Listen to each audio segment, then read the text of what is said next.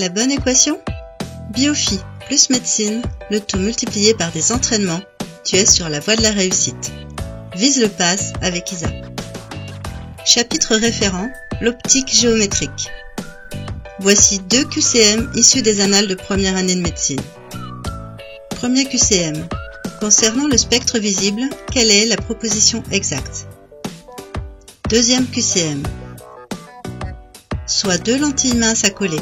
L'image d'un objet donné par l'ensemble des 2 lentilles se forme à 25 cm et à droite du système. Cette image est renversée et 4 fois plus petite que l'objet. Sachant que la puissance de la première lentille est de 3 dioptries, quelle est la puissance de la deuxième lentille? Je te conseille de mettre en pause la vidéo et de te donner quelques minutes de réflexion. Dès que tu as tes propositions de réponse, appuie sur play et profite de ma correction. Premier QCM. Concernant le spectre visible, quelle est la proposition exacte? Proposition A, l'énergie du photon est de l'ordre du kV. Le spectre du visible se situe entre 400 et 800 nanomètres. À partir de la relation de Planck, nous pouvons calculer l'énergie transportée par un photon. E égale hc sur lambda. Avec h la constante de Planck, c la vitesse de la lumière et lambda la longueur d'onde de l'onde considérée. Remplaçons h par 6,63 10 puissance moins 34 joules seconde, c par 3,0010 puissance 8 mètres par seconde et lambda. Prenons une valeur intermédiaire entre 400 et 800 nanomètres, nous allons prendre 600, soit 610 puissance moins 9 mètres. Ces unités choisies nous permettront de trouver une énergie en joules. Pour l'obtenir en électronvolts, il suffit de diviser par 1,6 10 puissance moins 19. J'arrondis 6,63 à 7. 1,6 c'est à peu près 1,5, je le remplace par 3,5. Je réécris 600 comme étant égal à 6 10 puissance 2. Je simplifie par 3 au numérateur au dénominateur. Je rassemble toutes les puissances de 10 ensemble. J'ai donc 7 fois 2 sur 6, multiplié par 10 puissance moins 34, plus 8, moins 2, plus 9, plus 19. 7 fois 2, 14, divisé par 6, ce qui nous donne 7 tiers, qui est un petit peu plus grand que 2. 10 puissance 0. L'ordre de grandeur de l'énergie est donc environ égal à 2 électronvolts. La proposition A est fausse. Proposition B. Le rouge correspond à une longueur d'onde environ 2 fois plus grande que celle du bleu. Les couleurs du spectre visible se retrouvent dans l'arc-en-ciel. Le bleu est la couleur voisine du violet. Or, le rouge correspond à 800 nanomètres et le violet à 400 nanomètres. Donc la longueur d'onde du rouge vaut bien 2 fois celle du violet, soit approximativement 2 fois celle du bleu. La proposition B est vraie. Continuons le QCM juste pour le plaisir de s'entraîner. Proposition C. Les longueurs d'onde augmentent en passant du vide à un milieu matériel. La fréquence et la période d'une onde ne dépendent pas du milieu de propagation. Seule la longueur d'onde dépend du milieu. Nu est égal à C sur lambda. La vitesse d'une onde augmente lorsque le milieu matériel est plus dense. Si la célérité augmente, pour que la fréquence reste constante, il en découle que la longueur d'onde diminue. La proposition C est fausse. Proposition D. Les fréquences de la lumière visible sont de l'ordre de 10 puissance 16 Hz. Calculons à l'aide de la formule précédente la fréquence correspondant à une longueur d'onde de 600 nanomètres. Nous avons 3 10 puissance 8 à diviser par 610 puissance moins 9.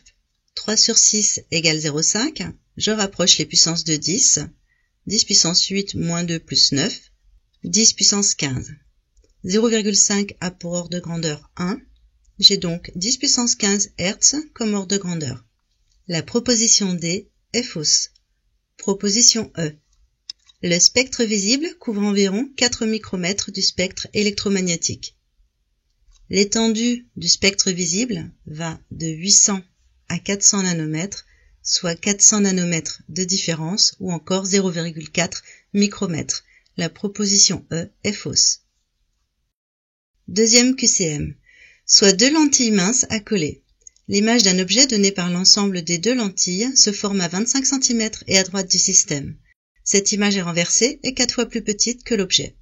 Sachant que la puissance de la première lentille est de 3 dioptries, quelle est la puissance de la deuxième lentille? Représentons un tout petit peu la situation. Sur un axe optique, nous avons une lentille positionnée en haut. L'objet est situé à gauche de cette lentille, symbolisée par AB. Son image va se former à droite, 4 fois plus petite, et je l'appelle A'B'. OA' est égal à plus 25 cm. Ici, nous allons travailler avec des valeurs algébriques, il sera important de faire très attention aux signes. Le grandissement, gamma, est égal à A'B' sur AB. Ici, il est de 1/4. D'après Thalès, OA' sur OA est égal à A'B' sur AB, donc égal à 1/4. Nous allons maintenant utiliser la formule de conjugaison. 1 sur OA' est égal à 1 sur OA plus 1 sur OF'. La question nous demande de retrouver 1 sur OF'. Je l'isole. 1 sur OF' est égal à 1 sur OA' moins 1 sur OA. Par produit en croix, OA est égal à 4 fois OA'. Remplaçons. OA' vaut 25 et OA vaut moins 4 fois 25 à cause du fait que A est du côté négatif de notre axe. Je mets tout le monde au même dénominateur, 4 fois 1 sur 4 fois 25, plus 1 sur 4 fois 25. 4 plus 1, 5 sur 100. OF' est égal à l'inverse de 5 centièmes, soit 100 sur 5, c'est-à-dire 20. Il est possible d'utiliser la formule de conjugaison en mettant toutes les grandeurs en centimètres. J'obtiens donc OF' égale 20 cm ou encore 0,2 m. Maintenant que j'ai OF' dans la bonne unité, je vais pouvoir calculer la vergence de l'ensemble des deux lentilles. C'est égal à 1 sur OF', soit 1 sur 0,2, soit 10 sur 2, 5 dioptries. La vergence d'un système de deux lentilles minces accolées est la somme des vergences de chacune des lentilles minces constituant le système. Ici, nous avons V, la vergence de l'ensemble, qui est égale à V1 plus V2, la somme de chacune des deux lentilles. V2 est égal à V moins V1. V2 est égal à 5 moins 3, soit 2 dioptries. La proposition B est vraie.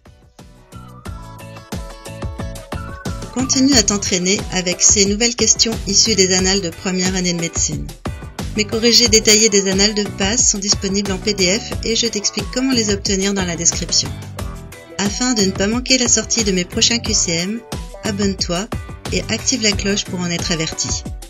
Tu trouveras le corrigé du QCM que tu as sous les yeux dans la vidéo 317. Si tu souhaites faire des biostats, c'est par ici. Ma playlist de biochimie est par là. Je te souhaite bon courage et te dis à bientôt.